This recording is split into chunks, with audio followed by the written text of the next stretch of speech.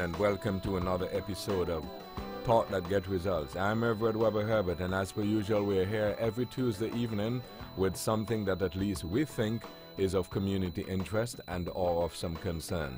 And if you think that you have something which fits into that category, you'd like to find out how you can be a part of the program, well, why don't you drop us a line, address it to the Let's Talk program in care of Vaughan Radio, P.O. Box 195, Charlestown in Nevis, or give us a call. Our numbers are 1-869-469-1616 and 01700. And by the way, those will be the numbers you'll use to be a part of this evening's discussion. Again, thank you all very much for joining us. This is your voice in the community, Thought That Get Results.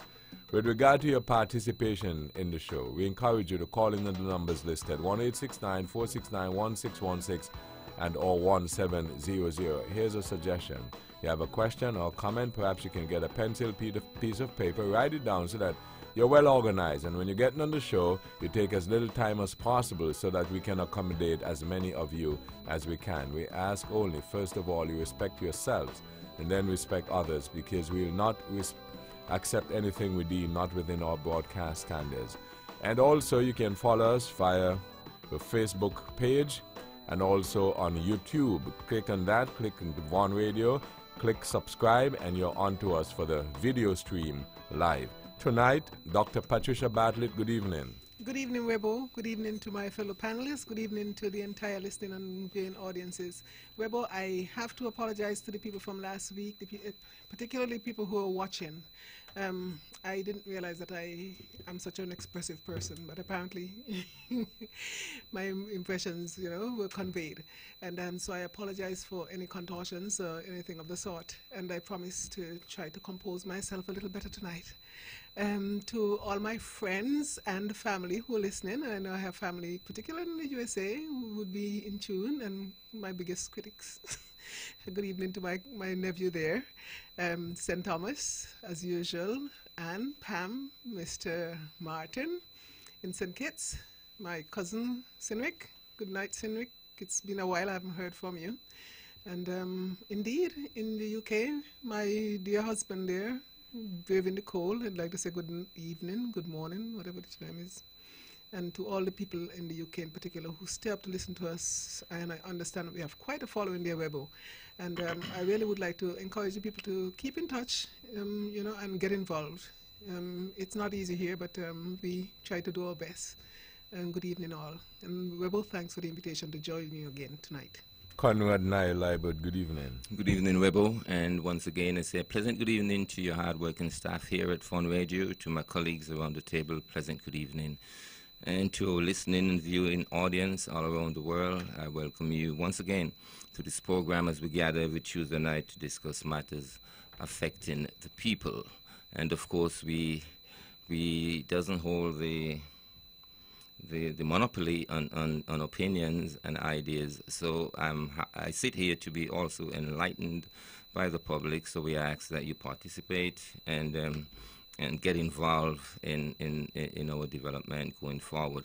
Webo, I'm happy to be here once again, and I look forward to a spirited debate tonight. Okay, now, Naya, again, at the risk of bringing up, memories which people don't want to, highlight, I again, offer our support to you. Thank you, Webo. And appreciate you coming in spite of the difficulties that you face.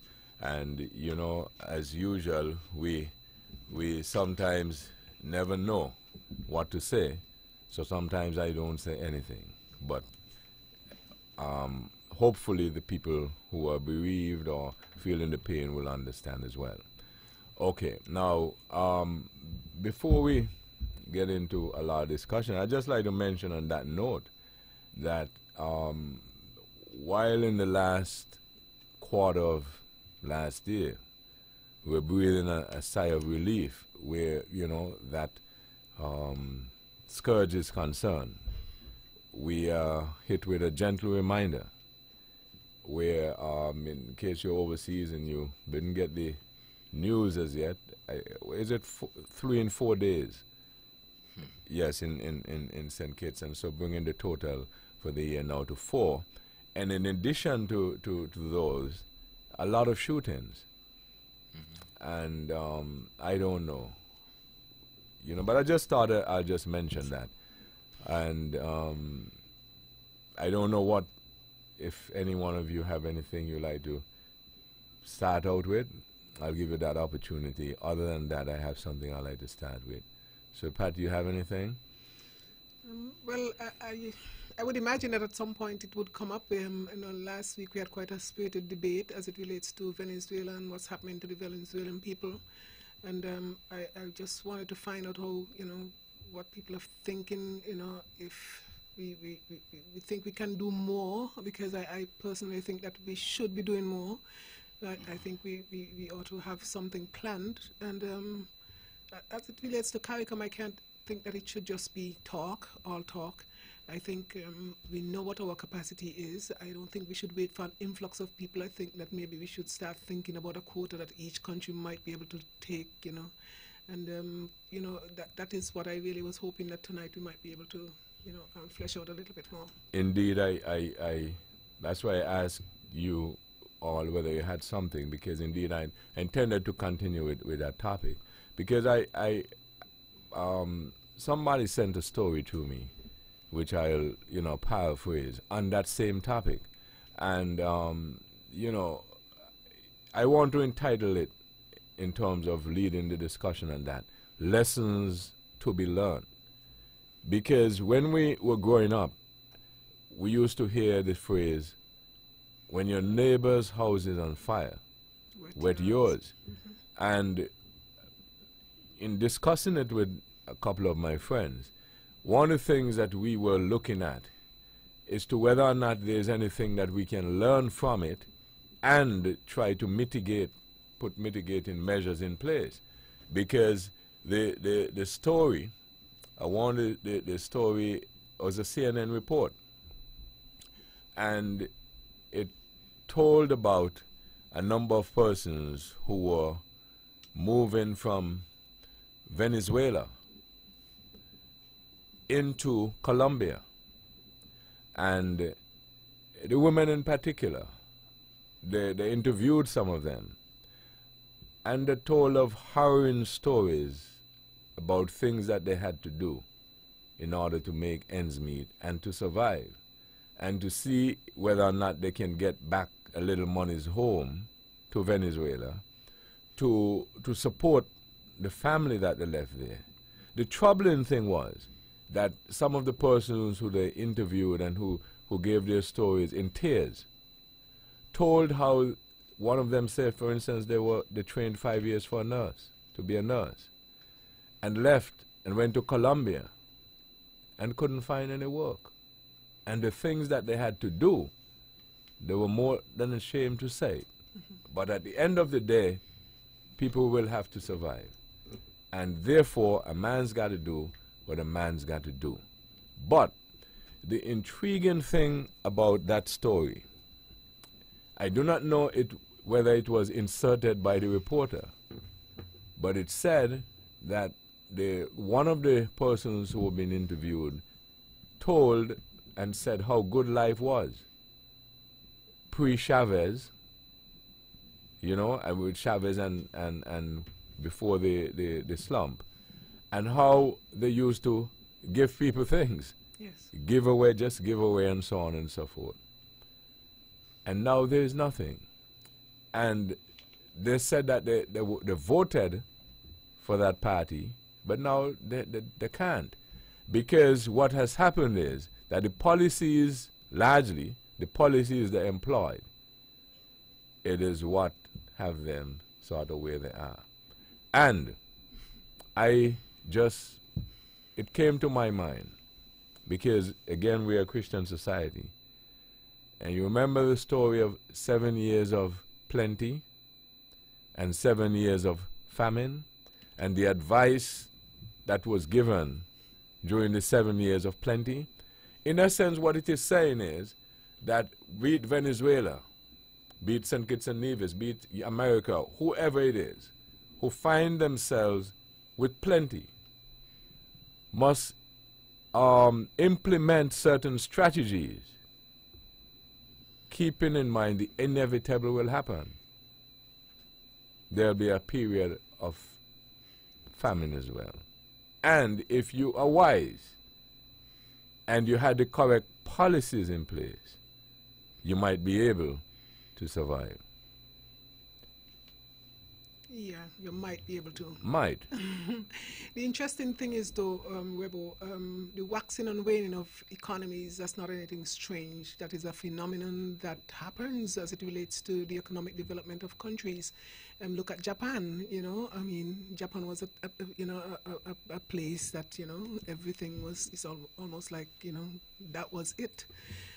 But no, Japan is not the Japan that we used to hear about, or you know, or even know about. We have these. The challenge is, though, how do you weather the storm when you don't have plenty? And sometimes it depends on the friends who you pick.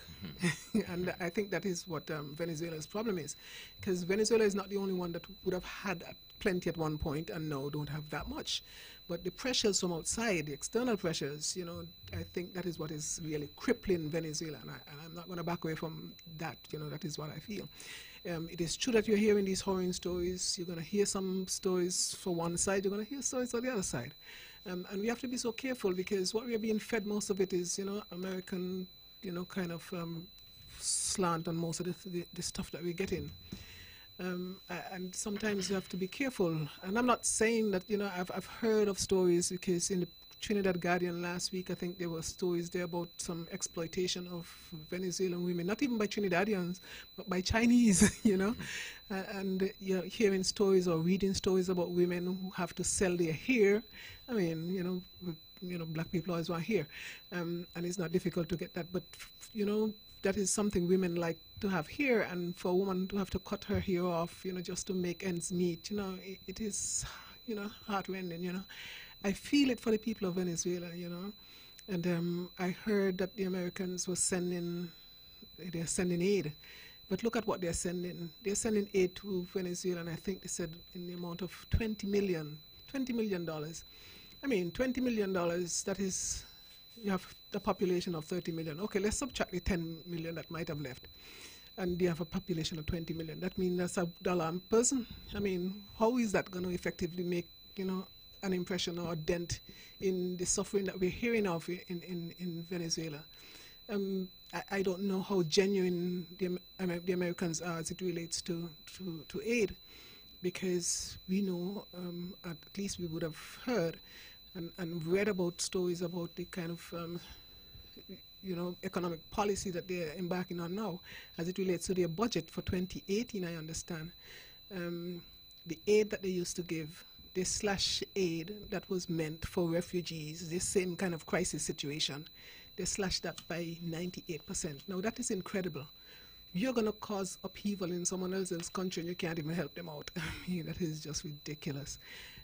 If you know that that is your strategy, then don't intervene in other people's business, you know. But it is, you know, people are leaving in droves, I understand. Where are these people to go? What kind of support are they given? I understand that they're claiming that they would have given support between 2017 to this year, 2019. 2017 to 2019, a paltry $140 million to, they claim, the neighboring countries that, you know, Venezuelans are going to. But if you would have had 10 million people leave there over 2 years, and you're giving 140 million, that means it's $10 per person, right? Or $14 rather, $14 per person. I mean, how serious are you, you know? And it's really sad what is happening.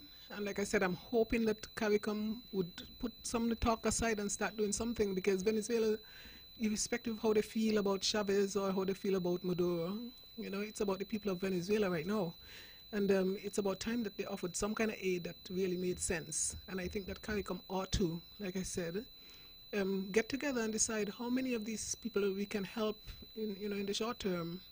I feel it for the women who live in there, who are being exploited. It's just not fair. And we can, I think, extend a hand. And I see a lot of houses around here and more being built. We have, you know, people here, I mean, housing density here.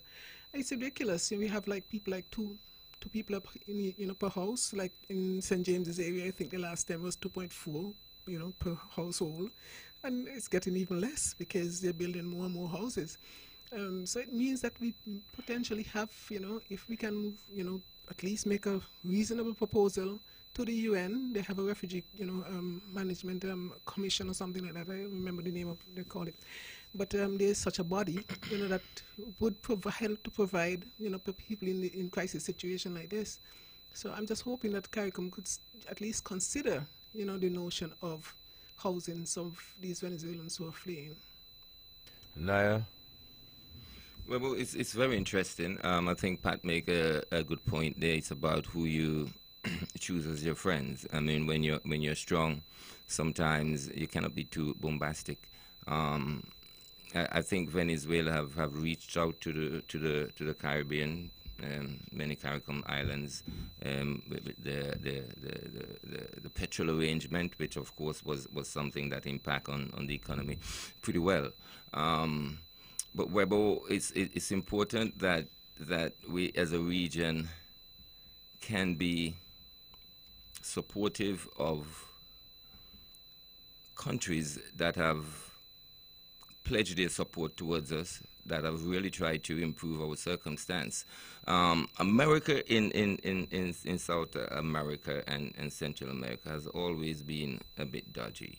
And no doubt, I think the circumstance in Venezuela has been to a great extent fueled by the involvement of America and the ways around getting Venezuela under their thumb, really. But I suppose, Webo, we can learn an awful lot from that, because when I look at our island, especially the sister island, I see they seems to be doing well over there.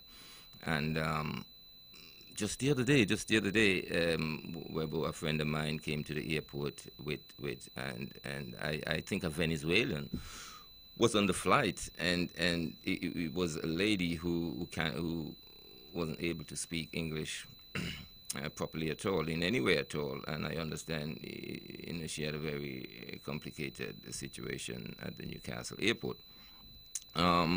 Just thinking about that and thinking about what's going on in Venezuela and thinking about CARICOM involvement, maybe that circumstance should have been alleviated in some way. Maybe the expectations of Venezuela coming to our shores should have been considered and should have been catered for. But are we strong enough, really? I mean, we are strong enough to talk.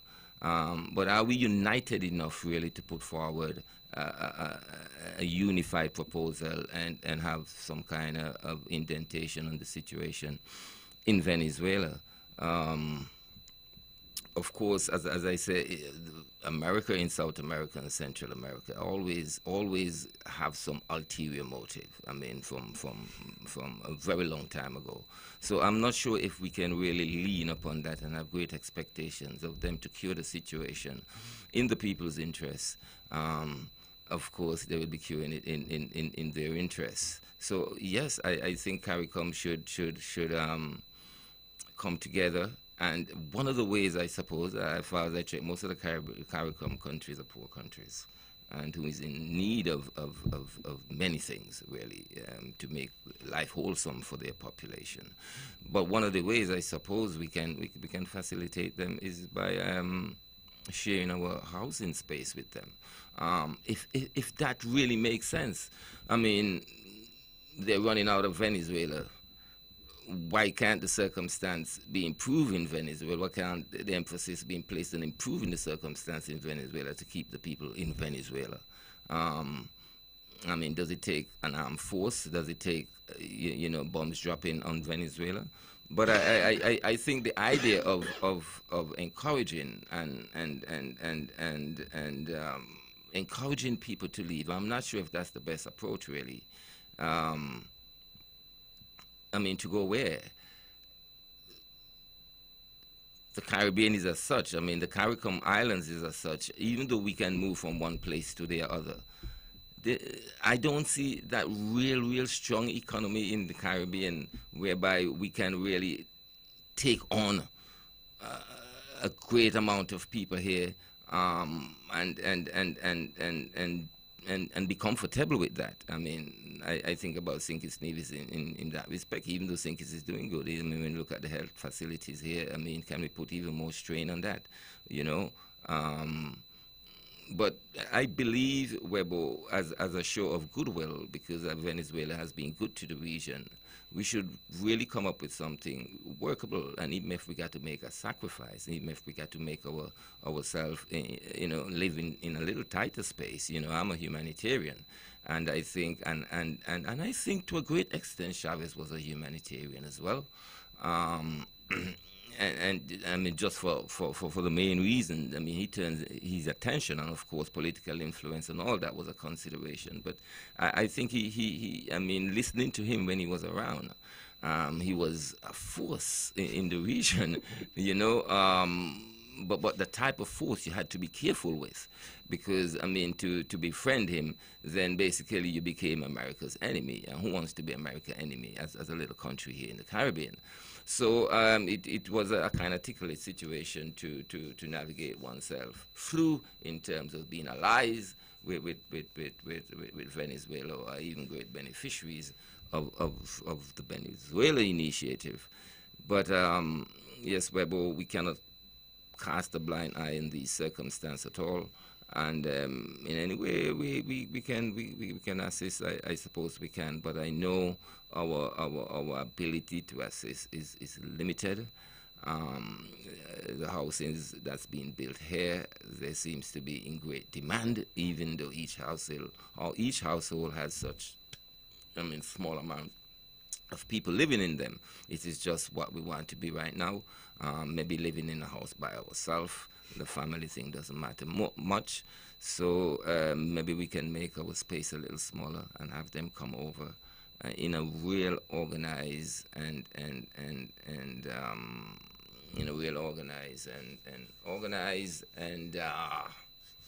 civilized way, because I realize also when you give people an inch, they take a yard, and sometimes when you open the floodgates, they doesn't only come through the gate, but they come through other places. So I mean, we have a lot to achieve before we undertake this initiative to a great extent, unless we are willing to make sacrifice with our already scarce resources. It's totally up to us. But as a humanitarian, I personally feel like I would have done exactly that. I would have reached out to help them. Conrad Naya Liebert, Dr. Patricia Bartlett. When we come back, we'll add Edric W. Stanley right after this.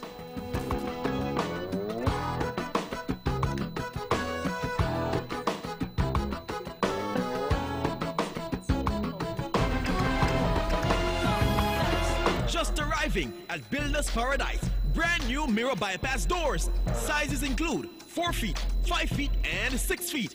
Oh, and don't forget to check out their Saturday yard sale for even better discounts. Builders Paradise, where your island dreams begin. When VON vibrates, the whole Caribbean must shake. 860 AM, the Powerhouse.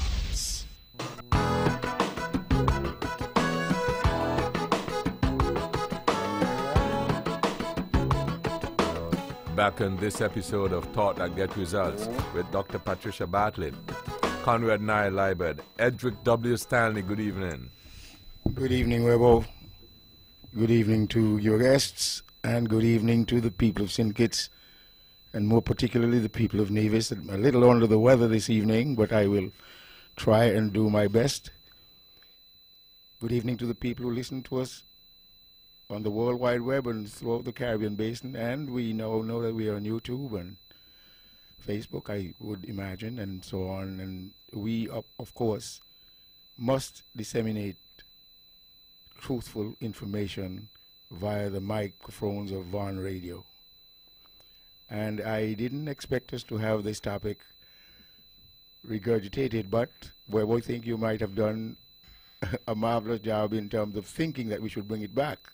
And in that regard, I am hoping that I would be able to quell or stem the tide of misinformation going out, and also to curtail the opinion of certain people. When I said earlier on programs, some people are not entitled to their opinion simply because they might mislead others to thinking their way, and sometimes their way is dead, dead, dead wrong. Now, the topic that you have brought to the fore, more especially the Edric, just give me a second, Edric. Let me just go to the line and accommodate this person. He has some information for us, so let's do that. Hello, good evening. Yes, good evening, brother. George Brigamead here, originally from Munster.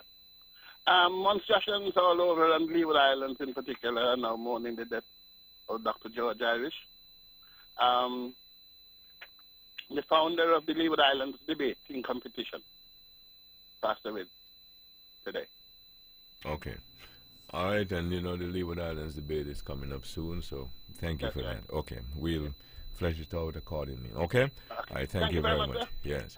Okay, Edric, go ahead. We send our condolences to... anyway, as I've said, that sometimes people would espouse or amplify the opinion and they are dead, dead wrong.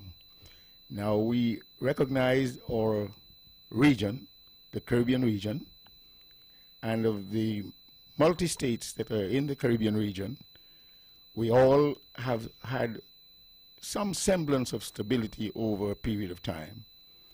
And when we look at the invasion of Grenada with reference to the killing of Maurice Bishop by Bernard Cord and his gang, we recognize that if we didn't have democracy in its sense, true sense, by the people, of the people, and for the people, we would have had many, many military coups here in the region. So it tells us that the format or the system of government we have within our region is paramount. It's been proven, it's been tested, and it has brought stability and economic growth to our region and all its peoples. Now, when we hear the stories or reports from bigger organizations like the BBC, CNN, and other outlets, and we have a sense to, in fact, make comparisons, complete comparisons, good comparisons, and ultimately come up with our opinion, it must be predicated on a wider way of thinking regarding those reports that we have seen and heard. Now, Hugo Chavez was in Venezuela, and I must reiterate or say at this point that the people of St. Kitts and Nevis are friends of the people of the Republic of Venezuela. And thus, a government comes and a government goes. And regardless to what type of government the Venezuelan people gets, meaning whether it is a socialist government or a democratic government, as the case might be, we are still friends of the people of Venezuela because it has been a generous country, not only to other countries, but also to us in St. Kitts and Nevis. So, when I listen to the report, although I have given my dissertation or my little take on what I know, I believe I've had it right when I listen to reports coming out of the BBC, CNN, and other organizations that have qualified people on the ground and elsewhere to assess situations like these. And to see the exodus of people leaving Venezuela under the leadership of President Maduro, it tells you that there is something is lacking in leadership. Last week we had a very robust discussion on the matter, and I said there is no question about it. The problem is with President Maduro. And upon hearing a commentary on BBC on Sunday,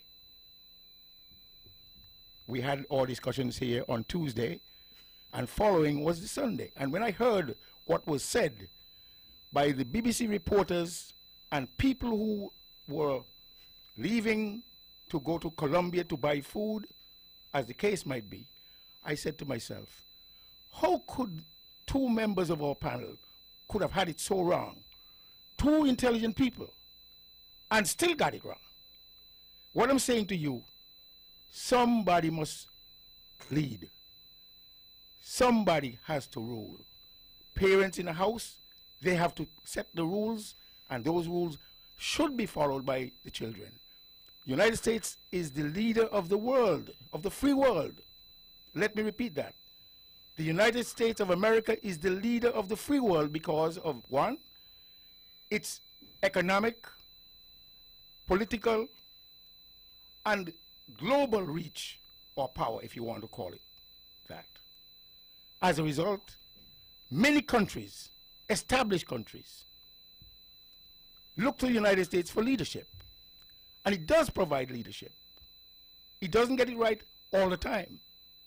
But when you look at what's been happening in Venezuela currently, where the people are leaving in droves simply because the government refuses to provide for its people security, food, housing or shelter, clothing, the basic needs of humanity, it tells you there's something wrong with the leadership. And thus, some of the countries ask that new elections be held within a certain period of time so that the people again can decide as to whether or not Maduro should go.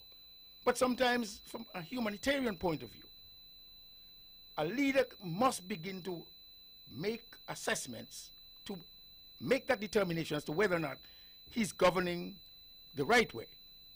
And I hope the Honorable Prime Minister Timothy Harris and the Honorable Mark Brantley would have gone to Venezuela with a message to mediate and to tell them truly, let us see how the leadership has been leading and thus ease the pressure off the people. I hope that with that delegation, including the Prime Minister of Barbados, Mayor Motley, that they would be able to give the right recommendation to Maduro, President Maduro, that he must leave the country and allow the country to heal and bring the people back. Because I heard here last Tuesday night that the United States has influenced the freezing of billions of dollars in Britain, as the case might be. Now, why should a country has so much money in another country?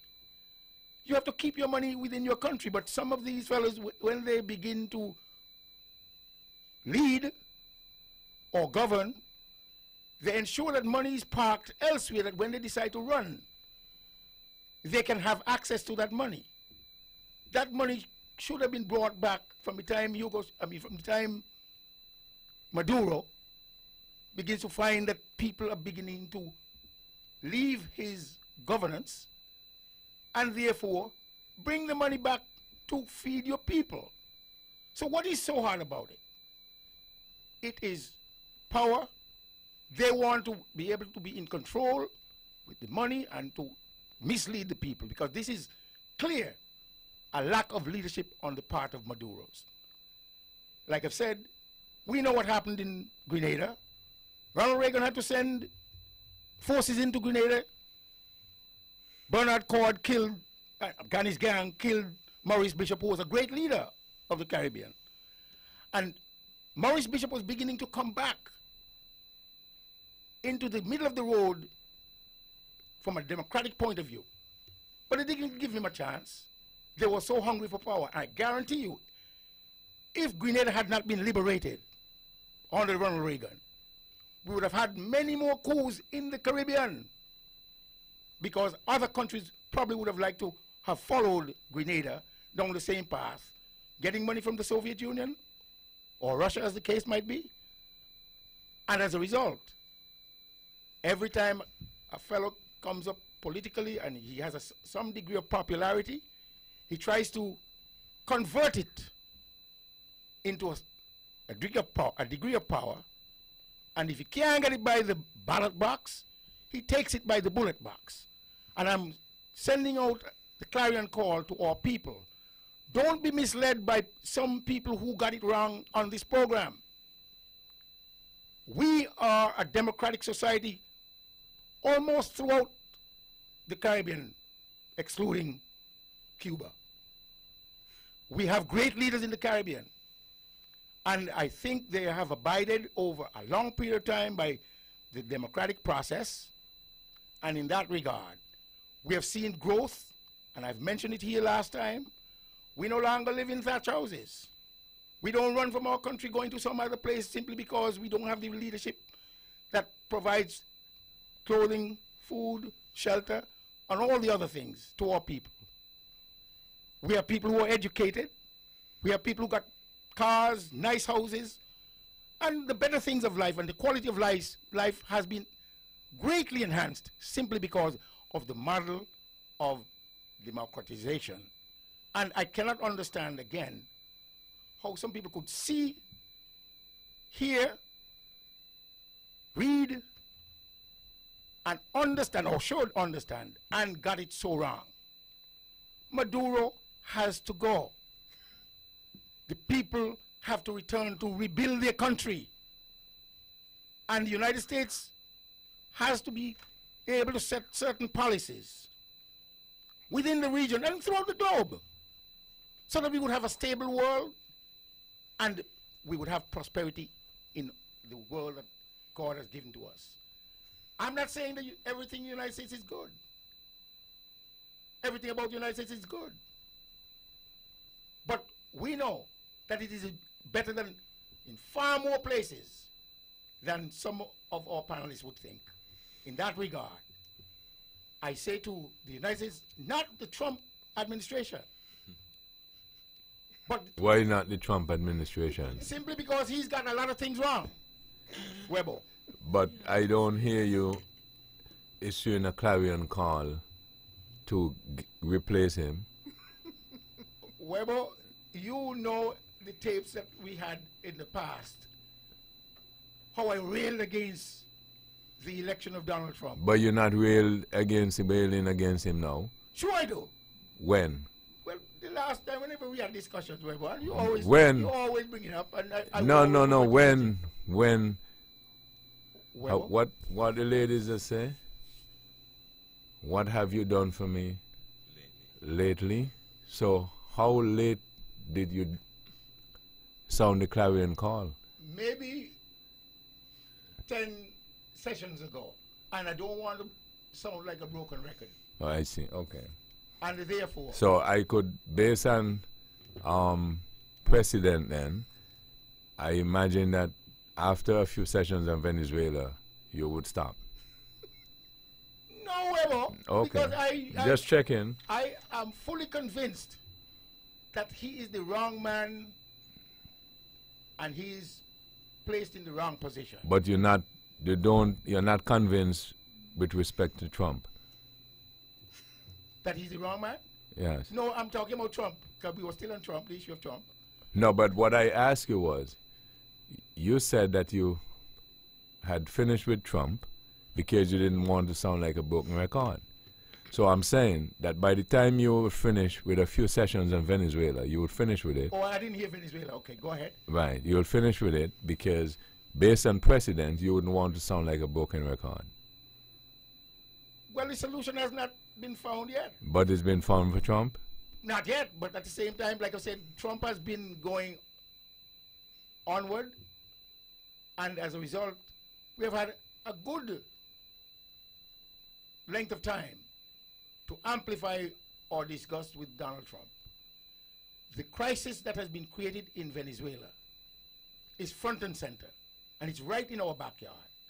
And those of us who got a little say, fortunately we have the mics of On Radio through which we can amplify our statements. We must allow those statements to go out. But I'm saying also, those statements must not be misleading. And as a result, let those who got misleading statements keep them to themselves. Certain opinion that would influence other people to think that way. Let me ask you pointedly, have you heard any misleading statements for the night? Yes. Which, such as what? That the people of Venezuela, based on ladies and whatever it is and so on, still it is a socialist position. I can't remember specifically right now misleading statement, but I understand the position. You cannot remember the statement, but you know it is misleading. Based on the position. You cannot understand, you cannot remember the statement, but you know it is misleading. But here, Weber, if I were to just stop speaking and think, I would try and remember the statement. Okay. But at the same time, this is an ongoing statement, and therefore, there's no time to stop. We have to keep it going. We are on Let's Talk, and you have to continue talking. Well, maybe Mr. Stanley could take a break and think about it. Let me say something. I spoke. A few people accosted me Wednesday. And they said, but how come these people could have stated something? I said, but wait, why didn't you call in? Because there are two people who called in. One stated that the problem in Venezuela is the cause of the United States. Two people said it. One person mentioned that other countries that have a lot of oil, but the United States has the most in terms of oil reserves in the world. The largest oil reserve in the world. I didn't want to go into it. I've been into two facets of the oil business over 35 years. And based on that, I follow the petroleum industry. And I know that the United States has the largest oil reserves in the world. Somebody came and mentioned about Russia and the oil and the arms, as the case might be, where they make money from. But they never said the United States has the greatest oil reserves in the world. But that is a fact. But as I talk, I am saying to you. And that's strategic planning. Well, what leadership, such as what I was referencing earlier in terms of 7 years of plenty and 7 years of famine, right? Now, you said that someone met you in town, a few people. Well, it's kind of interesting, and maybe it's time for a light moment, because somebody met me in town as well. And I got a full disclosure, and I sort of build my life on doing certain things. And one of the things is I'm always quick to point out when somebody's doing good. Sometimes when a person doesn't make a good point, you hammer them. So when a person deserves some kudos, you do it as well. So I met this person, and in reference to you, Edric, and you remember probably a few sessions ago, a lot of sessions ago, you told us of your exploits when you were a sharp boy. Well, okay, go ahead. Yeah, you know what I'm speaking about. Sure. You remember you told us that you were friends with the prettiest girl in Nevis. That is true. You remember that, yes. You remember her name? Yes. What's her name? You want me to call people name? Yeah, but you said it before. Okay, her name was Yvonne. No, it was a lady in Bat Village. That's not true. It was a lady in Bat. It wasn't a lady in Bat Village. No, Weber. Right from right under the hill there. Categorically, no. Okay. Where was she from? Hermitage. You want me to bring back the tapes? Bring back the tape, Weber. Okay. So let's leave it there. All right. So I'm saying to you that based on what I have seen, but before I have seen it, I made mention of certain aspects of governance with reference to the United States, its position in the world, and what it has done and what it must continue to do. It should continue to do what it's doing to guide the world upward and onward, and also to stem the tide of socialism and communism, and to ensure that we as human beings respect the lives of one another and don't become barbaric with reference to the wanton killing of people. Because some of these people who would return to Venezuela if Maduro is there, going to be imprisoned and ultimately maybe be killed. Why? The time has come for you to be a humanitarian. Your country is divided, and it's divided because of your leadership, or the lack thereof. Your country is a wealthy country, yet people are going without the basic necessities of life. Okay, Dr. Bartlett, you wanted to get in. Yeah, it's interesting, you know, Webo, some people, it's just some people who are elected or put in position because of divine intervention. It only applies to some. What I wanted to say, though, and I've heard it elsewhere, someone was making the point that Maduro was not a good leader. He didn't empower his people and all the rest of it. And so I said, I didn't really have a lot of interest in Venezuela prior to this upheaval, but I said, let me just, you know, get abreast as to what really has been going on in the region. And when the person talked about him not empowering his people, I tried to understand, but he did not really qualify the statement, you know. But I tried to understand, you know, what he was talking about. So I went to dig into the economic, you know, in development indicators. And, you know, it is not necessarily surprising, but it is interesting that we're not calling for other people to leave office. But as it relates to the GDP of a country, Venezuela is ranked between 78 and 90 in 193 countries. And the interesting thing about that is, they're going through turmoil now, and they rank, you know, between 70 to 80. They're doing better than a lot of countries, 100 and something countries, you know. As it relates to the poverty level, and I'm talking about, and I'm just, you know, listing the economic, you know, development indicators, you know, according to World Bank and the IMF and, you know, the UN. As it relates to the poverty level, when you look around the region, poverty in Suriname is worse than in Venezuela. Poverty in Belize is worse than in Venezuela. Poverty in Guyana is worse, and likewise in Haiti. And I'm not hearing anybody call for those leaders to leave. When you look at the life expectancy, the rank for Venezuelans, they're 84th of 183 countries, and the other 10, I don't know why. For some reason, the information did not, you know, reach on this particular list. But the life expectancy in Venezuela is 74.1 years, right?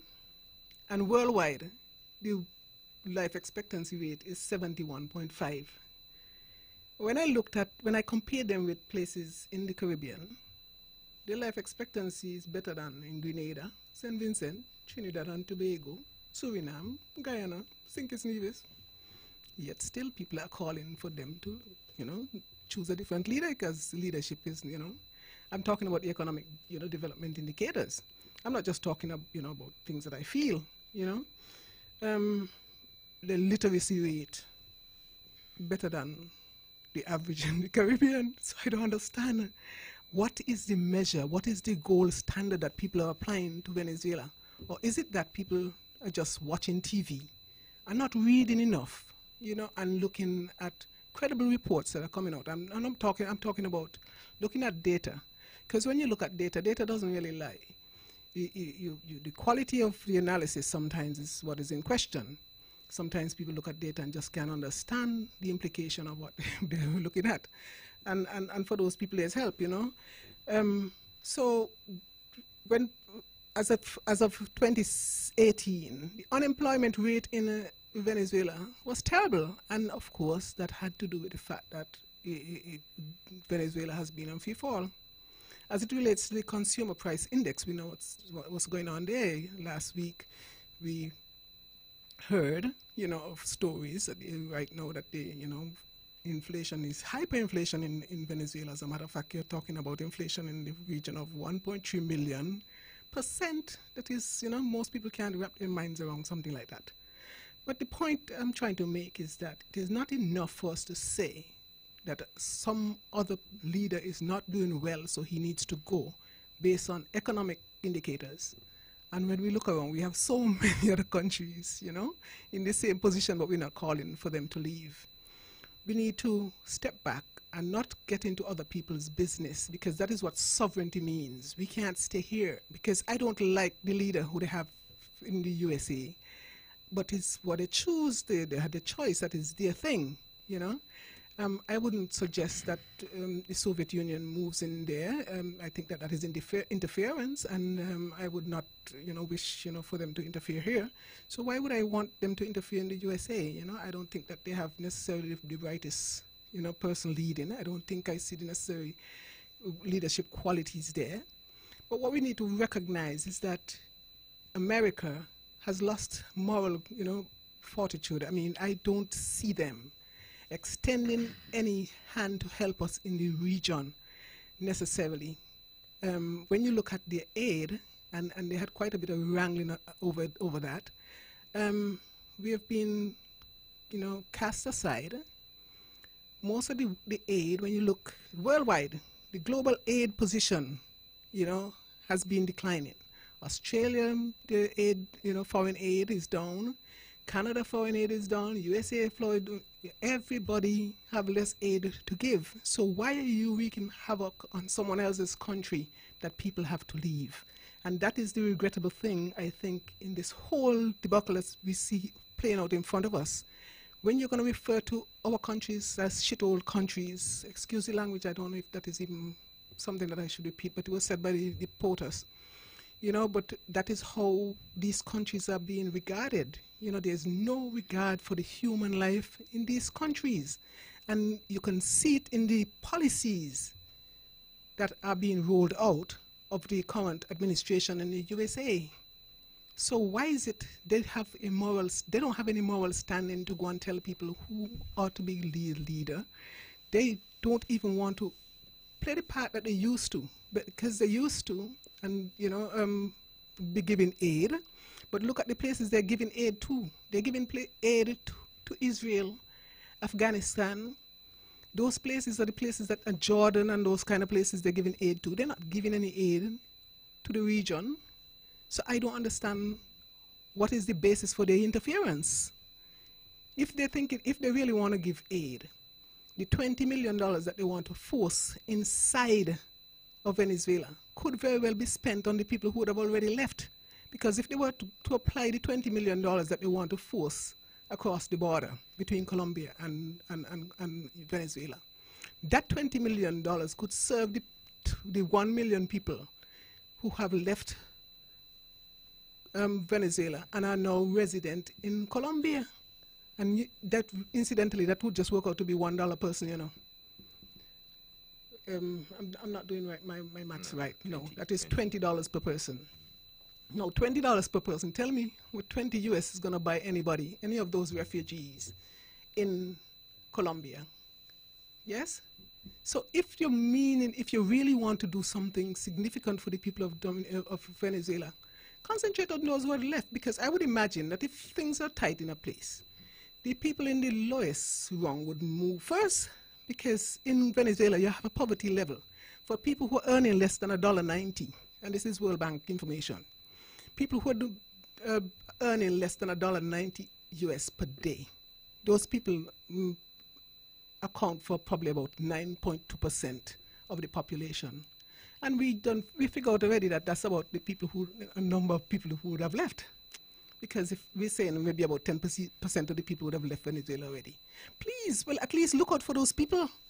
The people who are working, who used to earn or have to survive on less than $1.90.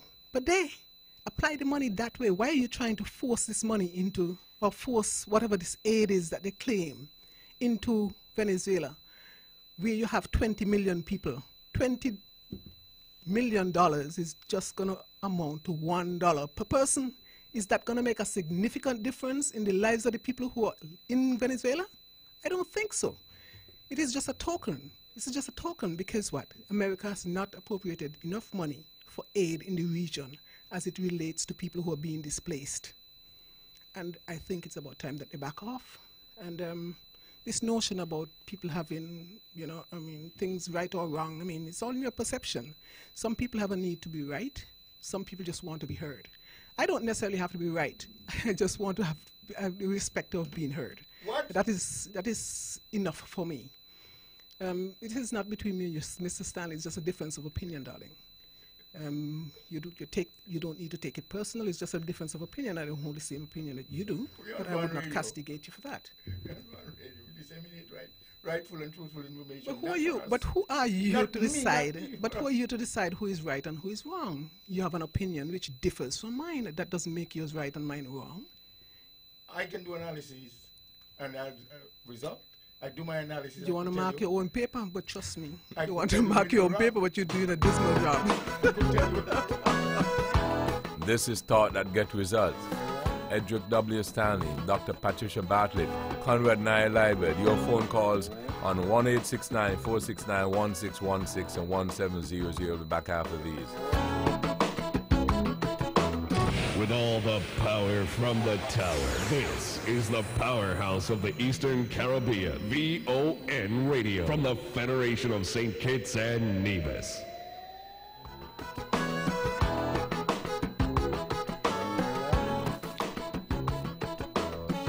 So we are back in this episode of Thought That Get Results. Now you wanted to get in? No, at this moment on that particular topic, Webo, I'm not sure if we're ready to introduce something else. Yeah, we can do that. Which is kind of in the atmosphere. Because recently I received about four notification on matters relating to the Nevis airport. I was very surprised because I wasn't hearing anything. I'm not sure if I was consumed by my own circumstance over the last month. But there's a matter at the airport which to me is worthy of discussion. I hope I'm not standing alone on this. I hope I'm not standing on quicksand here. And I'm old-timeish about it. But as I say, it's just about 5 days ago I started getting all this information about something going on at the France Amri International Airport and something about privatizing the airport. And I'm not sure if the general public is up to breast with that. I'm not even sure if my panelist is aware of that. So it's quite something that we should be talking about. Okay, let me take this, Naya. Okay, please call back. Go ahead, Naya. Yeah, I was made to understand that the airport has been privatized. And of course, a lot of people is commenting on that. I don't want to comment on what the opposition would say because sometimes they're always twisting on a different level, political level. But I have looked into the company that will be undertaking the operation of the airport, and it seems like it's a company being established quite a while back and had an objective to do something with St. Martin Airport, and I don't know if that was done, but all of a sudden it looks like BNL, the company, has now undertake operation or intend to undertake the operations at Newcastle Airport. And it looks like the public is not really certain as to the implication of it.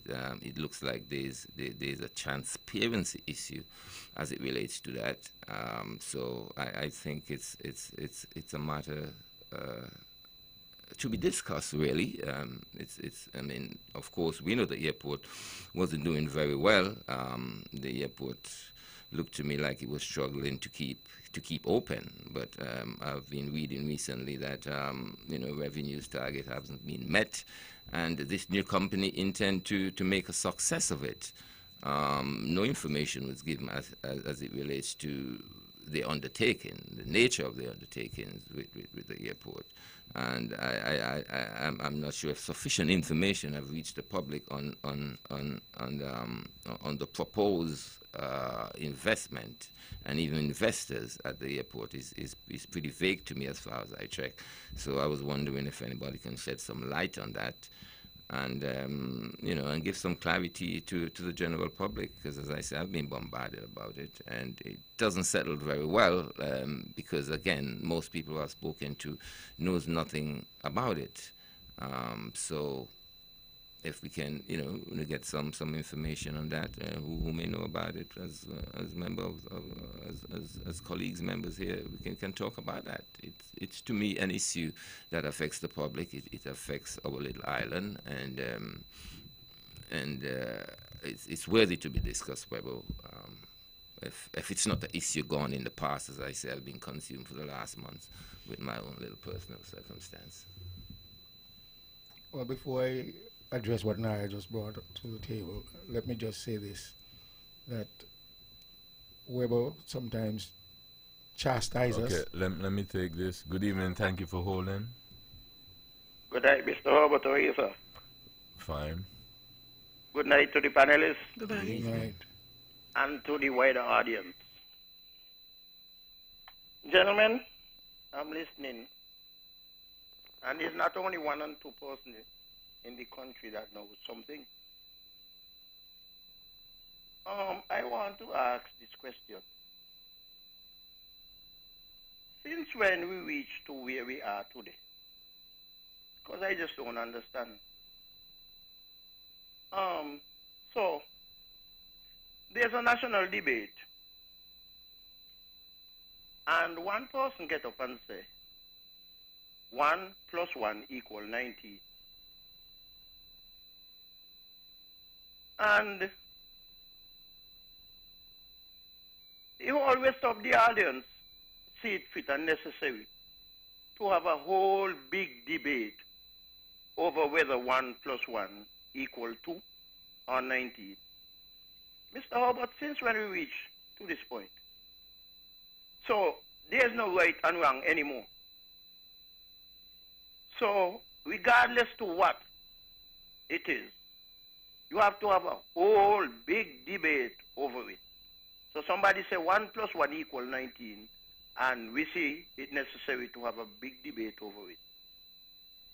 The funny thing about it, some people are speaking, and they have absolutely no proper information on the matter.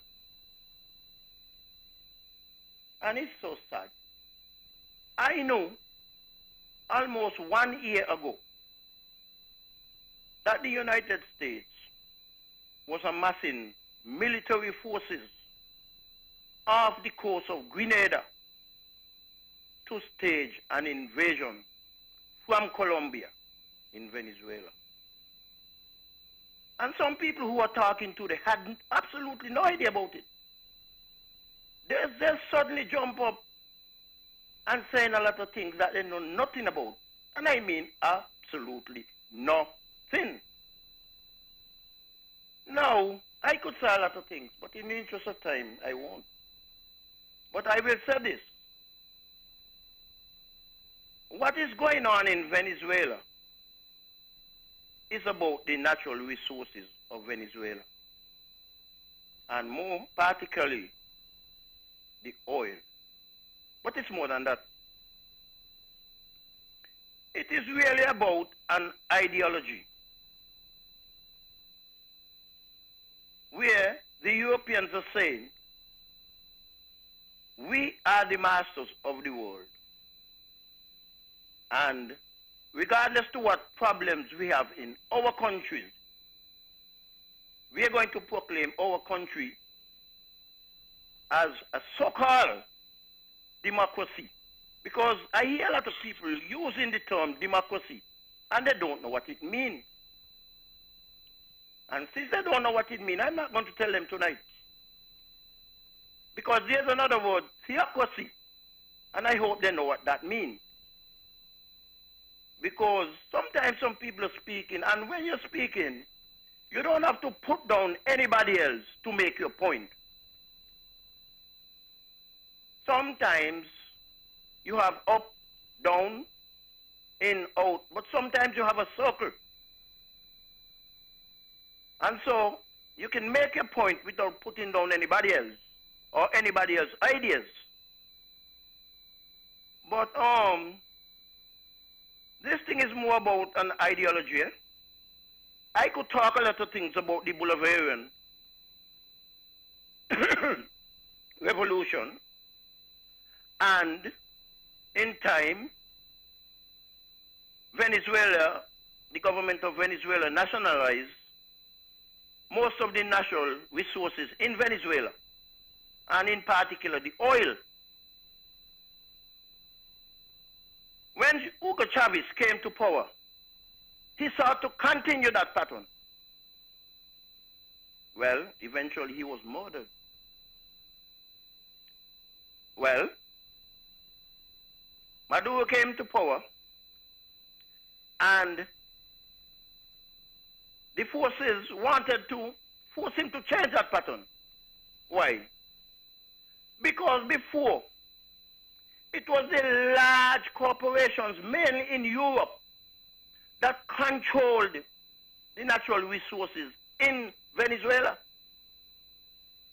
Now, I hope who are talking a lot know the breakdown of the Venezuelan populace, because a good percentage of Venezuela are Europeans living in Venezuela. And they are the ones with those who are living outside of Venezuela who control most of the wealth in Venezuela. And when the government of Venezuela sought to bring about some change and bring some regress to the ordinary people in Venezuela, that's where the trouble started, not 2 weeks ago. Not 2 weeks ago. I could read too and I could understand too. It's not 2 weeks ago it started. I have been telling people here on Nevis for months that there's going to be an invasion in Venezuela soon. Because I saw it coming. But I could read to and I could listen to and I could hear. You take people like Rex Tillerson, these kind of people that is harping. He is the CEO for ExxonMobil. Citco, all of them is going down there and draining out all the resources out of Venezuela. And when the Venezuelan government say, well, no man, you can't take everything out of our country, so. And then you have the percentage of the Europeans who are living there, who is antagonistic to the government. And they're the ones who have the money. Because they're the ones who've been raping the country for years. For years. And so, you know what they did? Because a lot of people is mentioning the United States. It's not the United States only. It's Europe, including Palestine, or what they call Israel, which is Europe as well. The Europeans, I lived in Crown Heights. Caller, you know, Go ahead. I'll give you another minute or two to wrap up, yes. Yeah. Well, I'll wrap up, Mr. Herbert. But we have to learn to make our point without putting down anybody else. Good night. Thank you very much. Who was it, Edric or Dr. Badlett? Or Naya? Well, Naya? I was finished when okay, Mr. Stanley did pick up the matter. All right, I'll just take 1 point from the caller. We are living, and based on the timeline, we will see as to whether or not an invasion occurs in Venezuela. I personally hope that there would not be an invasion of Venezuela. I hope that there would be enough pressure bring to bear on the current Maduro, leader of Venezuela, for him to step down as he recognizes that his political fortune in terms of power has diminished to the point where the people who have fled as a result of that would be allowed to return to the country, and hence there would be no need for an invasion. I'll leave that at that. Whether you have chastised us over the years as to be correct and right, and as a result, I sometimes pull back, because even last Tuesday night when I came here, I listened to 6 o'clock news, and it came over the news that this particular individual came over the microphone radio newscast that this particular individual died. And as I attempted to make mention, then you stopped me and I backed away and eventually went on to something else. So it is important for us to disseminate information that is right and truthful. So that is how I made the somewhat gesture with reference to the utterance of Dr. Bartlett in terms of saying what she wants to say. Let me get back to you. Good evening. Thank you for holding. Not necessarily right. Good night, Mr. Robert. And good night to you with your panelists there. Night. Stanley and Naya and the lady, lady. Wonderful program as usual. Wonderful topic. Now, Mr. Robert, now, what do you think about our small Caribbean country down here with limited resources? And Venezuela is an oil-rich and a gold-rich country, as far as I concern and I hear. Don't you think, what do you think, what help that we can do to Venezuela? What aid and thing we can give them? Because now, Venezuela got a problem with the government or whatever, with Maduro government, and the people are uprising against him. What do you think that Maduro should do as a leader? You don't think we should step down and we call it again, Lord? Guaido? Eh? Guaido is the opposition leader, or the person who's been... Not the opposition leader take over.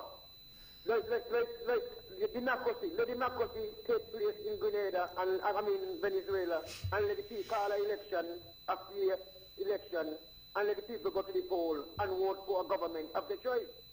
I believe that's the only way can work out things for Venezuela. With a free government, a government with democracy and everything. Because this back and forth and who get in there rising up and, and America got the sanction and then, keeping back the country. A country like Venezuela, we should not be in a position like that. And as far as I'm concerned, Venezuela come like they're going to have like Haiti. Can't the last card of the these Europeans coming, America coming and taking out all the resources out of Venezuela, and it might end up like Haiti. Anyway, good night, brothers. Wonderful program as usual. Caller. Yes. You pose a question, right? But I'll give you some information to think about which might help you answer the same question. When I was in college, a professor told us, I've never seen a person with power and give it up without a struggle. Right? So the suggestions that you were given, what they probably can do and let democracy reign and have fresh elections and so on. As you ponder that, consider what the professor told us. I've never seen a person with power and give it up without a struggle. Yes, Edric. Jesus Christ was the most powerful man on earth, He gave it up without a struggle. They, in fact, killed him and then washed their hands as if they did nothing. But that's a different case. Whoever. That's a case like when you were saying the Lord's Prayer.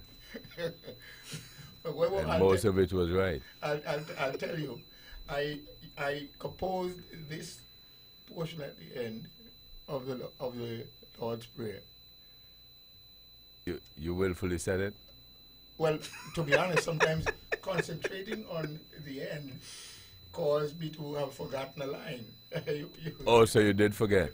No, there's no way I could deny it because it was amplified. You understand? The awesome power and majestic glory. You have never heard in it, but I have decided to put that in it. Awesome power and majestic glory. And at the time when I was saying it, I was trying to ensure that I would bring that in, but so much concentration and energy went that way that little went back to remembering the line. So you were trying to bring in something that was not in it? Oh, of course, you know. Really? Listen, as creative people, writers as the case might be, whatever you want to call it, we sometimes... So you normally do that? Oh, sure. Bring in things that are not there? You bring it in. You bring it in. You understood what you just said? I usually write, Webo, and if it's the Lord's Prayer... Do you understand the magnitude of what you just said? I said I added on that end of the Lord's Prayer. Yeah, and I ask you if that's a habit or practice that you normally do.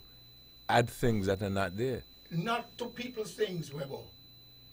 That's what I'm saying. So some of the stories that you tell, you are now admitting, like for instance, when you said that you had a pilot license but it lost and stuff like that. Well, so that's an example of adding things that were not. But I got you. No, I gave you the full story. Yeah, I got you. A carpenter does not steal a pilot bag.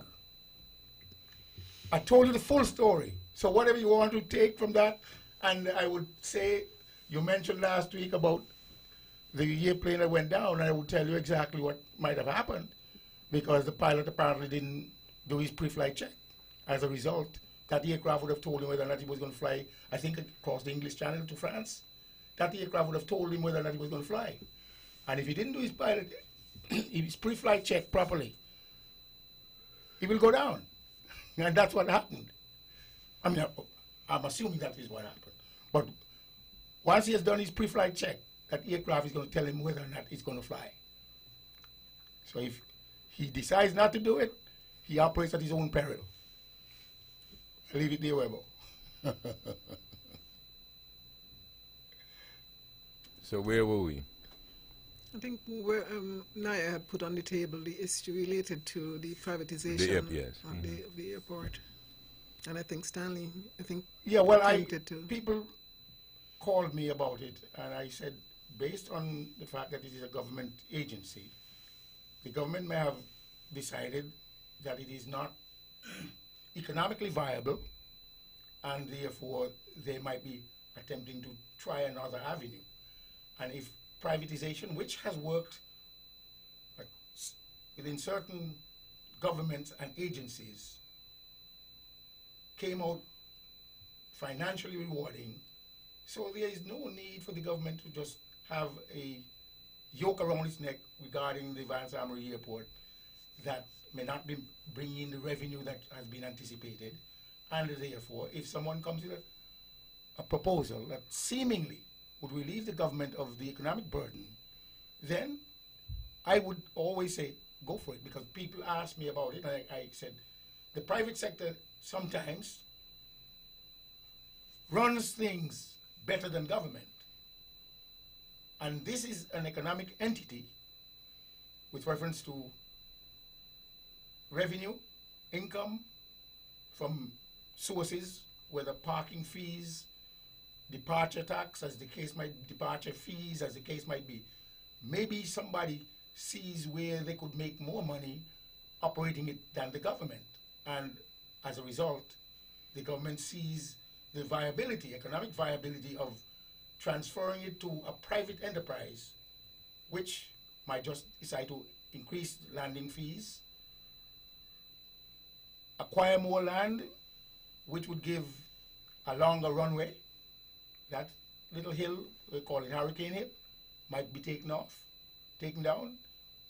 Some of the ocean will be filled in, and you've got a longer runway, and therefore you have larger aircraft would be using it, which in terms of landing fees would be higher, maybe expanding the airport land base, going ocean-wide, going toward the ocean. They might be able to have more parking space for jets or other aircrafts. And who knows, based on what I'm seeing, Nevis is right at the beginning to get onto that economic ladder, beginning this year based on what I'm seeing. And therefore, it is very likely that we might have increased flights, maybe direct flights, depending on how the new people, if this in fact is truthful, because I have not heard it from any governmental source. I haven't read it in the paper. Maybe it was in the paper, but people have called me about it. But like I said, based on the free enterprise system, the private sector, they might see ways of expanding the airport. But I was in conversation with a gentleman in the past, and that Hurricane Hill was part of our discussion with reference to his flying. He's a pilot, and we would remove that hill once we got government approval, expand the airport going ocean-wide,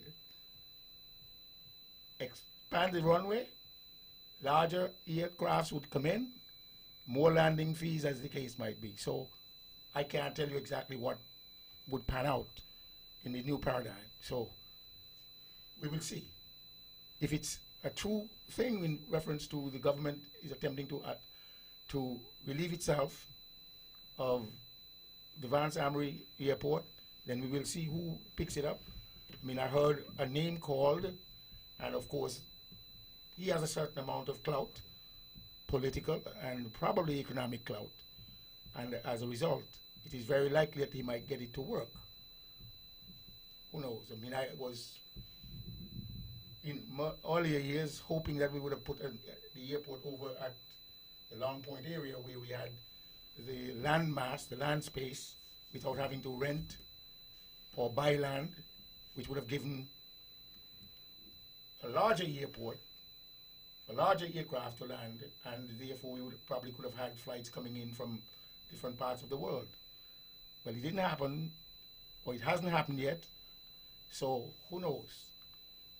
It is very likely that we need a larger airport in Nevis, that when you got big charters coming out of Europe, South America, and those additional flights coming from United States, Canada, Britain. So you think that if the airport suddenly becomes larger, tomorrow, let's say, all of a sudden, these flights will be just coming? Webo, I was vice president of the Chamber of Industry and Commerce in St. Croix. In another jurisdiction. And one of the things that they always ask the hoteliers, why don't you bring more people in? They told the airlines, bring more people in and we will be able to accommodate them. And the airline said, you build the accommodations to accommodate those people and we will bring them in. So it's a chicken and egg situation. So that's the answer? Well, it's once the airport is taken over privately, these people know that they have to fulfill their financial obligation to the government, because the government is not going to just say, here, take this, it's yours. Well, let me ask you this. Well, let me ask you this. Additional revenues. Well, let me ask you this. The government having the airport, do they not realize that they had to fulfill financial obligations as well? Well, sure, but at the same time, doesn't mean that they can willy-nilly increase revenue. You have to do certain things. Sometimes you know how long we've been on Van Radio advertising, Stanley's? Maybe for 29, 30 years.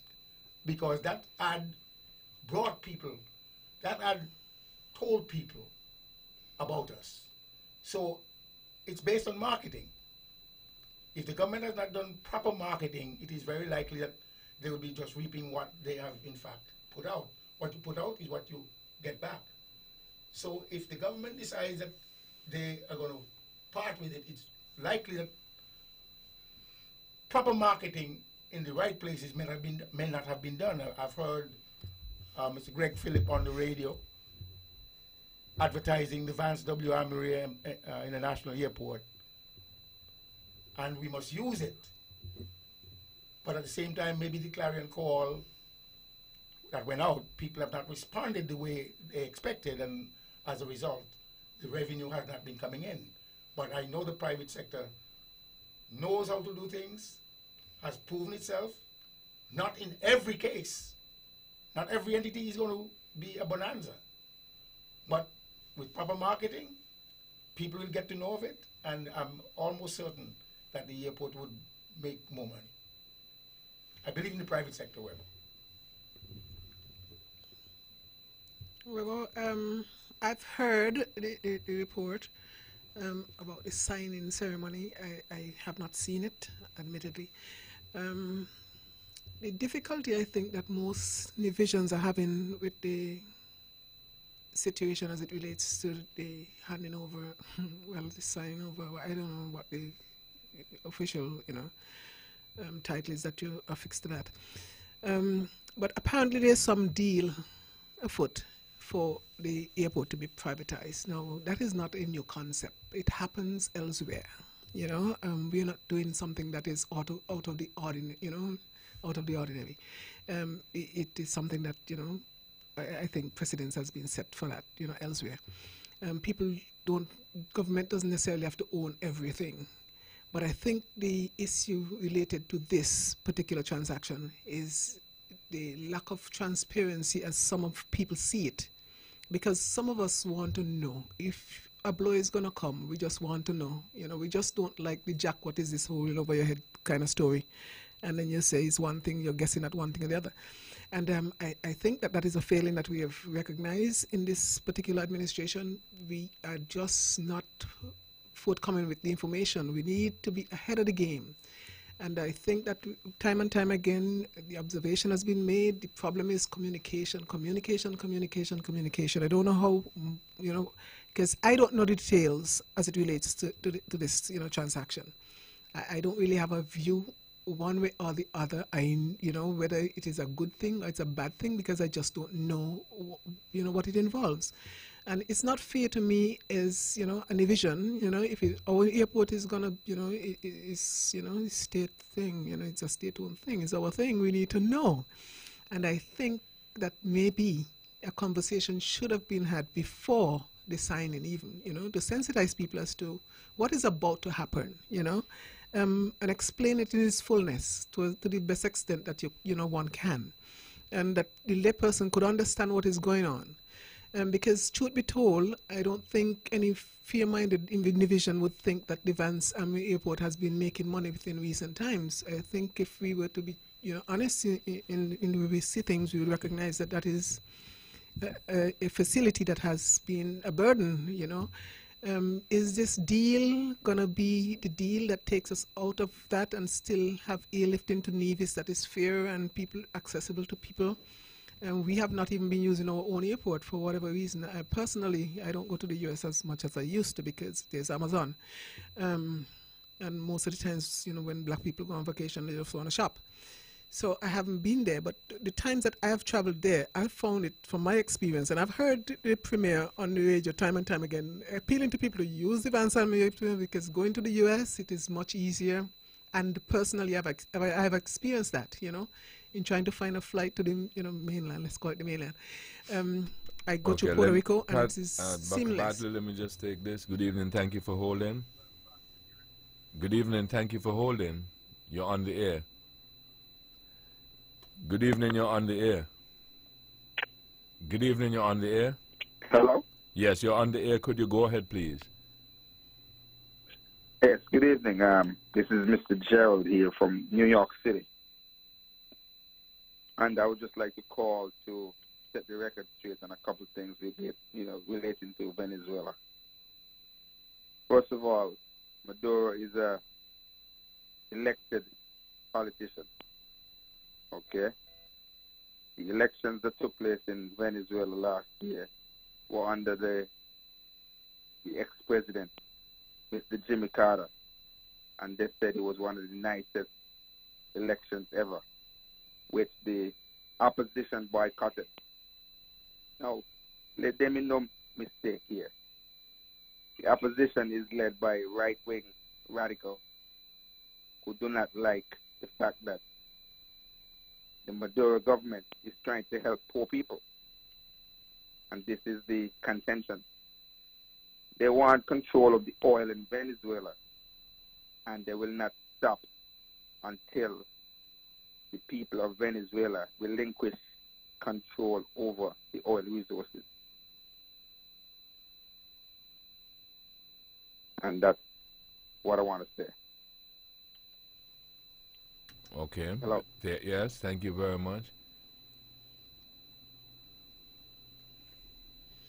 All I know that Venezuela had owned the refinery in St. Croix. I do not know if they have relinquished ownership. Ovencia was the name at the time, but it is supposed to be coming back on stream under a new name. The United States government still had some relationship with Ovencia because the specs that is refined at the refinery for the military was always guaranteed. So I do not know exactly what the end result of that arrangement is. So Venezuela is still a rich country. And if people want to say that the poor people were supposed to have gotten more, well, I would say to Maduro, figure out a way to bring unity to your country in terms of leadership and distribute the wealth to the poor. The investor is going to get his share based on statutory regulations and law.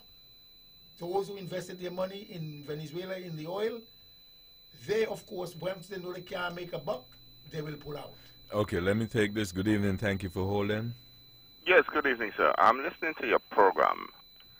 Concerning your last caller, did he say that Maduro is trying to help poor people? Yes, he did. Anyway, good evening.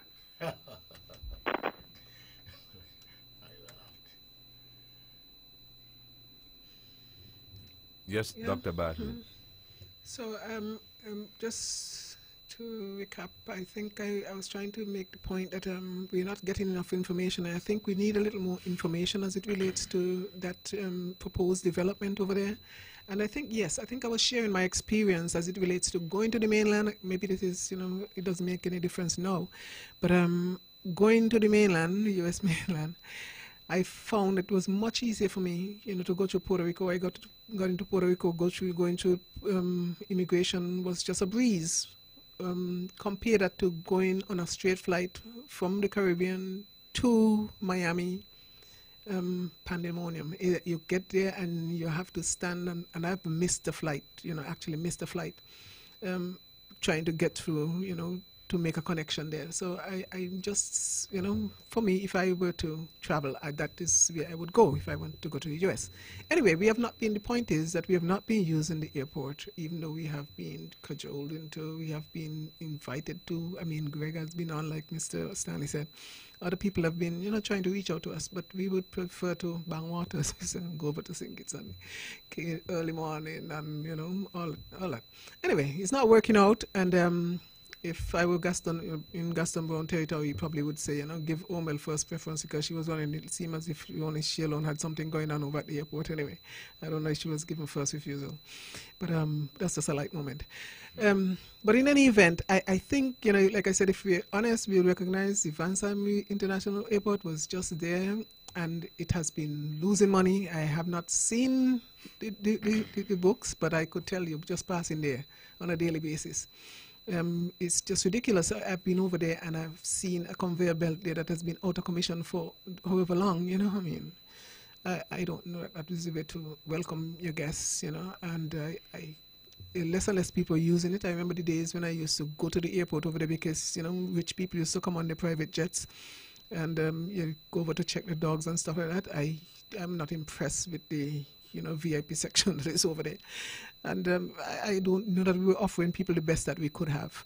Maybe this is a good thing, but the only problem that I have, like I said, is, the way it has been done. We need to come to people and to explain to people it is our resource. The resource, it is our asset. We're going to do something with it, discuss it with the people. I'm not saying that what I say is going to make any difference, because frankly speaking, I don't care if I make a suggestion or recommendation and it's not taken on. I don't get peeved over things like that. I just want to know that I am kept abreast as to what is going on. And I think that most ordinary Nevisions, probably have that kind of, mentality as well. We just want to know what's going on. The most I've heard about it, actually, would have been I was in the vehicle moving and the radio was on and the opposition was on radio in St. Kitts. I think sometime, was it today? Today, I think. And then is when I realized that this thing was a big deal, and there were allegations of, corruption and stuff like that. And I'm just, I was blindsided by it because I didn't even recognize that things were in that, realm at this point, things about conflict of interests and, the whole thing. And it's not fair that I have to be wondering what's going on. I think, like I said, and, I don't like to repeat myself, but for, the value that I think it might have, I think we need to know. Nevisions ought to know what is going to go on as it relates to the airport, because Mr. Stanley have big plans, so suggesting that maybe they could blow off the hill and expand and all that. We don't even know what is involved. We don't even know if they're going to be flying helicopters out of there. We don't know whether they're going to be flying out, I don't know what else could fly out or fly in there. But it would be good if the people of Nevis, were at least kept abreast as to what is going on.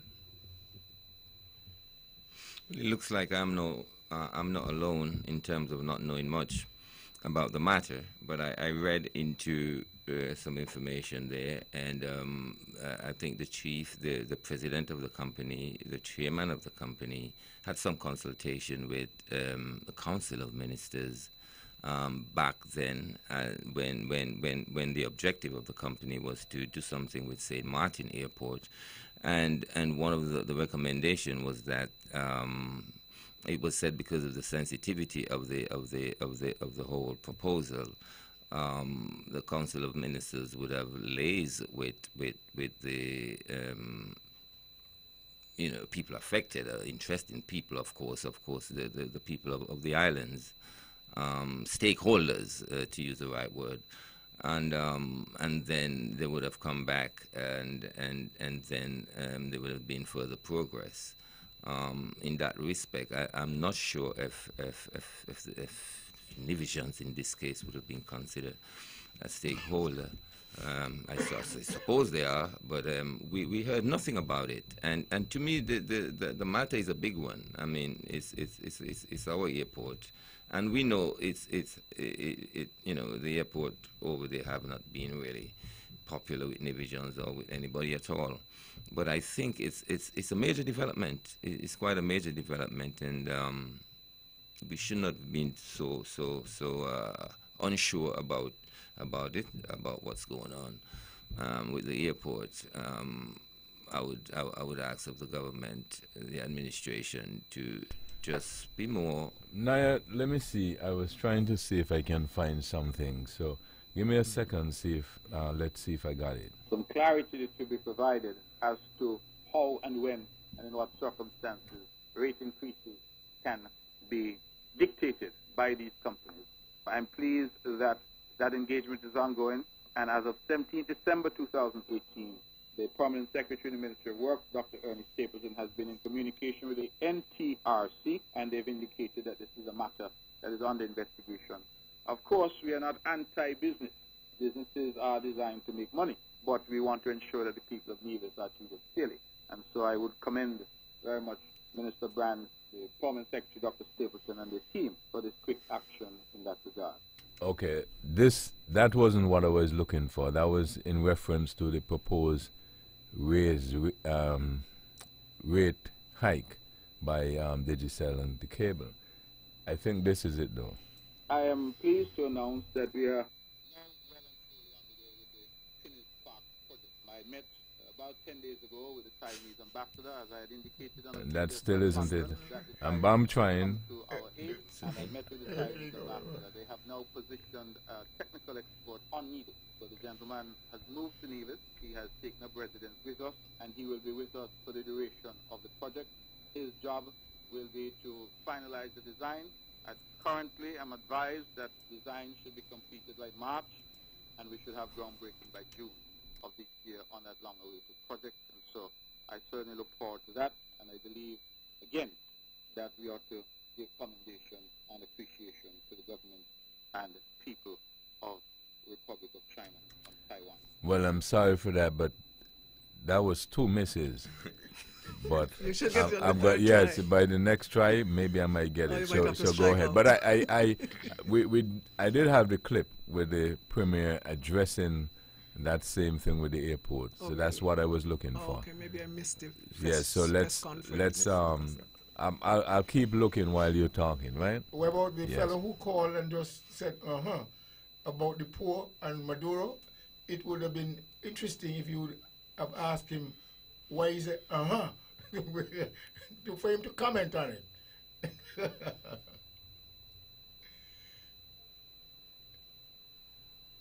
In the meantime, let me say this. Based on the first thing you brought to the floor, I think... hello, good evening. You're on the air. Good evening. I don't really know much about the input privatization, but I think it's good in that I think government should privatize all the departments, because if they do, they'll get more work out of the workers. In other words, they get more bang for their buck, and you get a lot more work done. You get more production from the government workers. That's one. Two, I'm calling on, well, this is suggestion, the pool cleaners around the island to probably volunteer a day, maybe about 5-10 minutes also a day. Each day, maybe each of them could take a different day and clean the pool at the hot bath. The one with the steps, the one with the roof. And that needs looking after a lot. I know Mr. Evelyn tries, but the professional guys with the professional equipment, they should keep in and do something. Thank you. All right, thank you very much. Go ahead. Yes, you mentioned about the 3 killings in 4 days, and I am appalled, really, and I thought we would have had it under control, but for some reason, those fellows are not listening. And I'm not sure if they have the statistical numbers with regard to age range, who might be doing these wanton killings. And if that is the case, if they are between 16 and 35, 15 and 34, 15 and 33, as the case might be, maybe a curfew should be put in place to check on these people within that age group. We know that there are times when institutions, insurance companies, recognize that there is a high risk for drivers between the ages of 18 and 25, and as a result, they are not treated the same way as people having gone beyond 25 and up. And therefore, measure has been put in place by the insurance company to, in fact, look at their rates as it applies, as they apply to people within that age group. Now, if for some reason these convictions we have had of people who have committed heinous crimes or gun-related crimes fall within a certain rate, then maybe a curfew should be put in place at a certain time, 6 to 6. Of course, I have 2 sons who fall into that category, unfortunately. But I know that they have not gone out there and done anything with regard to heinous crime or gun crime, as the case might be, and as a result, I am saying now, if they are so stupid and foolish not to listen to me and to other people who will be talking to them to tell them stay out of trouble and get caught up in this curfew, then so be it. Okay, I'm going to get back to you, Mr. Stanley, but I sent for some reinforcement to get this job done, and let's see. To that end, we have commissioned an ad campaign.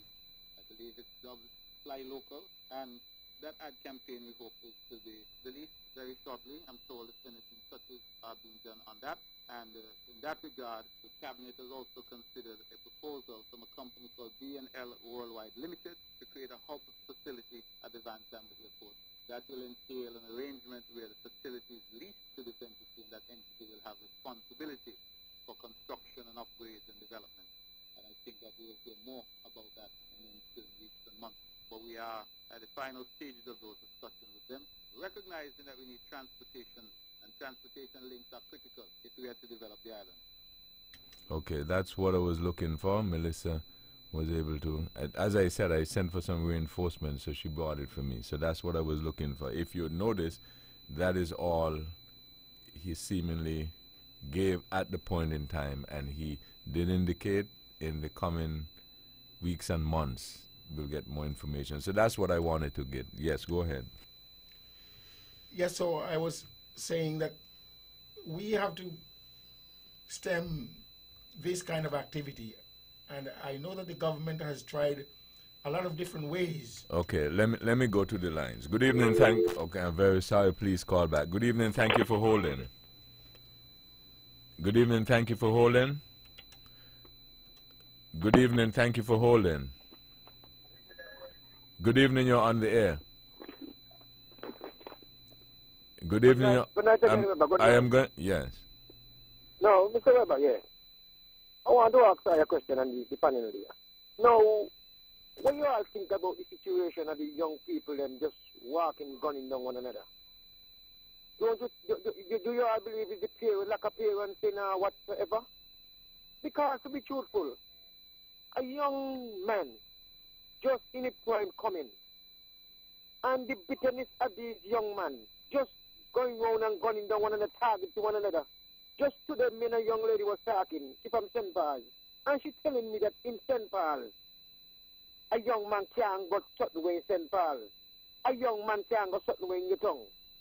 A young man can't go certain way in Charlestown, in Gingerland, in Cotton Grove. Certain way. And he lives in the same village. So I want to know the situation of what's really going on in this federation with these gun shooting. You understand? Because it's nobody coming in here doing these things to them. It's family members that shoot them one another. Look at it in one of the other night here. Two brother sister child die. Brother and sister child die. In the same area, in the same place. So I want to get something from you all. If you think it's like a parents thing or whatsoever, with these young men just going on and do these things to one another. Okay. All right then. Okay. I'll be here. All right, thank you very much. Good evening, thank you for holding. Good night again, Mr. Hobart. Yes, go ahead, yes. Yeah, gentlemen, about the privatization of the airport, well, I don't know too much about it, but I just know I have some common knowledge about some things. You know, if a parent, if an offer is presented to a parent to buy a piece of property that he has, maybe house or land, and he recognizes that he doesn't have too much time to discuss it too long with all of his siblings, all of his children, rather, and his relatives. But he see that at that point it looked like it's going to be a good business. So, yes, he might have said it briefly to his children and so on, but he moved fast and he did the transaction. And it turned out to be really successful. You know, normally, those children are going to be satisfied with that. But if it didn't turn out so successful, then you're going to hear a lot of debate. Oh, you didn't tell us, nah. So I believe in these sort of matters, right, you have to look for what I call balance. And you elect leaders to lead. And yes, you want to have discussion and dialogue as much as possible. But sometimes, you know, you have to move a little quick, and you mightn't be able to discuss and dialogue as much as you really would like to. I don't know the particular case here, but I'm just talking generals here. Because, you know, just today somebody come to me complaining about it. And when I look at the person, who is a good friend of mine, I know that he's been getting kind of antagonistic toward the government recently. And I think he has good reasons too. But I'm just making the point. You see how people would look at things differently based on certain circumstances. So sometimes you have to do things a little faster than sometimes. That's all I want to say. Well, let me say something else about what Mr. Stanley was saying there about the curfew. Because he seemed to be saying that it might be necessary to do a curfew within a certain age range based on the statistics. But he then said his children would fall into that category. But I didn't understand when he said if they want to go ahead and do foolishness and fall in, because you don't have to do anything, you naturally would be in that age range. So, you know, that is what it would be. Good night. Good night. Well, obviously they would be restricted just like everybody else. Well, what I'm going to try and do is play the clip again from the Premier, what he said on the issue. Let's see. To that end, we have commissioned an ad campaign. I believe I am pleased to announce that we are now well and truly on the way with the Pinnis Park project. I met about 10 days ago with the Taiwanese ambassador, as I had indicated on a previous press conference, that the Taiwanese had come to some clarity to be provided as to how and when and in what circumstances rate increases can be dictated by these companies.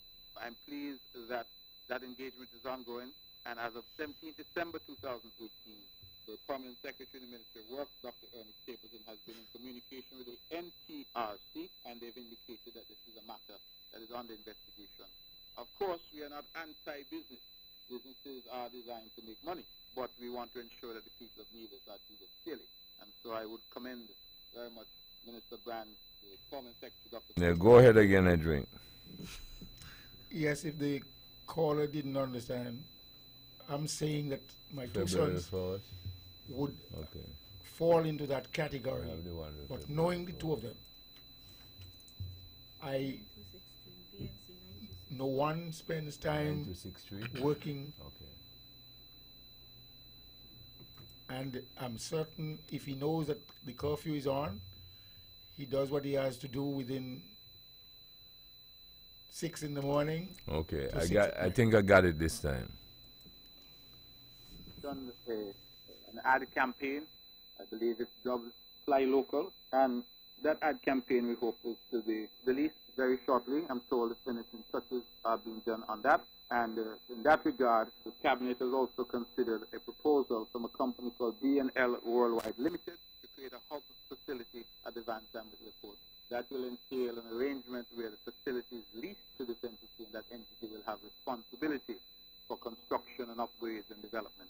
And I think that we will hear more about that in the ensuing weeks and months. But we are at the final stages of those discussions with them, recognizing that we need transportation, and transportation links are critical if we are to develop the island. Okay, so I'm no spokesman for the Premier, right? But I heard it just maybe like everybody else. But I don't get the impression he said it was a done deal.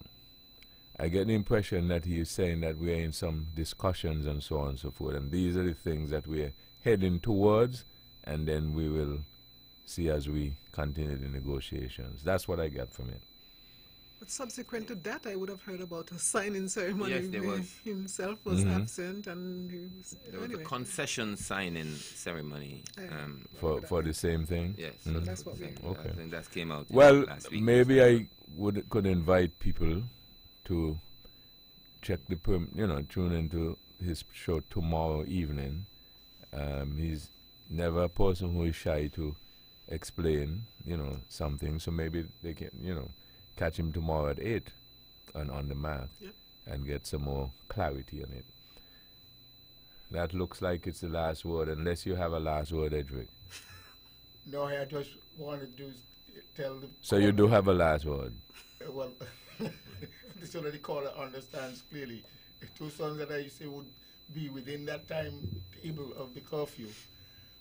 I know that they are not involved in any gun-related activities, and one is more or less at home, and the other is out there, but I'm certain that he can get his thing done within 6 a.m. to 6 p.m., and thus would not be curtailed by the curfew. But we have to be able to keep this and manage it and bring it under control. This program repeats tomorrow at 10 o'clock following the VON News Minute. Join the Honorable Mark Brantley tomorrow evening for On the Mark. Thank you all again for joining us. This is your voice in the community. Talk that get results. You all have a wonderful evening.